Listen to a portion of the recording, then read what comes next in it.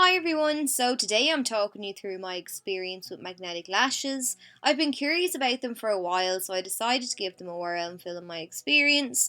I picked up the Ardell ones because I'm a fan of their lashes already and they're nice and affordable. Initially I thought I was getting two sets of lashes, but I'm an idiot. You get one lash for above your lashes and one for under your lashes, one for each eye, and that's how they connect. You can see from this shot there are four little magnets across the lash band, but yeah, that's pretty much the gist, so let's get started.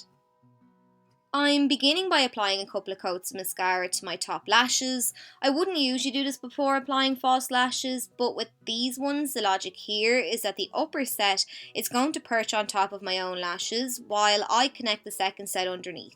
And to get right from root to tip, I like to close my eye as I'm applying the mascara. I only repurchased this mascara the other day, so the formula is still quite wet, so I'm just fanning my lashes and making sure the mascara has fully dried before I proceed. The ends of each lash are firmly stuck into the pack, so I found that when I tried to apply the lash for the first time, that tackiness to the edge of the lash was still there and it just stayed stuck to my finger and it came off the eye straight away. That was only an issue the first couple of times I tried to apply the lash. After that, the stickiness wore off. So the aim is to apply the lash as close to the lash line as possible, and I did find this quite tricky because you've got nothing to hold the lash in place. There were times when I pressed the lashes into place and they looked fine when the eyes were open, but when I looked down I realised the band wasn't close to the lashes at all. Anyway, being that it was my first attempt, I just said I'd roll with it and get a feel for how the lashes stuck together. And as you can see, it didn't go too well. I tried to carry on though because I wanted to see how they looked when they were connected together. And I'm used to applying lashes with the tweezers, not my fingers, so I decided to go in with the old reliable to help connect the lashes together. But sure, then the magnet stuck to the tweezers and that was the end of that. Not one to give up, I thought I could make the whole tweezer thing work, but after my second attempt I decided to throw in the towel. I was just fighting a losing battle. What I was struggling with was the fact that I could get the outer half of the lash sitting close to my lash line, but not the inner. When I tried to tack down the inner half, the outer half popped up and vice versa. But once I got the lash as close to the lash line as I could get it, I picked up the underlash and I connected it to the lash above. It clips into place really easily and it isn't uncomfortable to wear in the slightest, and it looks quite decent. I'm really fussy with makeup and I knew it wasn't close to my lashes on the inner corner. It's not something you'd notice from a distance or up close for that matter. Not with the eyes open anyway, but if I looked down you could see that a small part of the inner third was coming away from my own lashes. I practiced a few more times, but I still just couldn't get that inner corner stuck down. Once again, I just decided to roll with it. I picked up the underlash and applied that.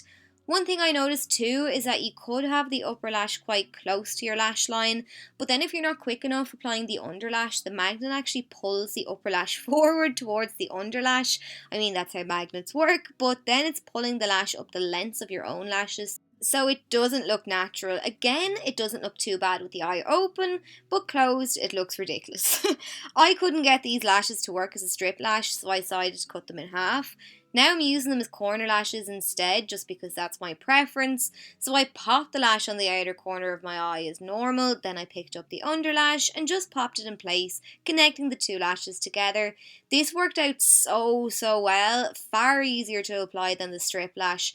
Now you could, once you've applied the outer half in place, apply the other half of the lash, but like I said, this is just my preference. I prefer the lift the lash gave on the outer corner of my eye instead.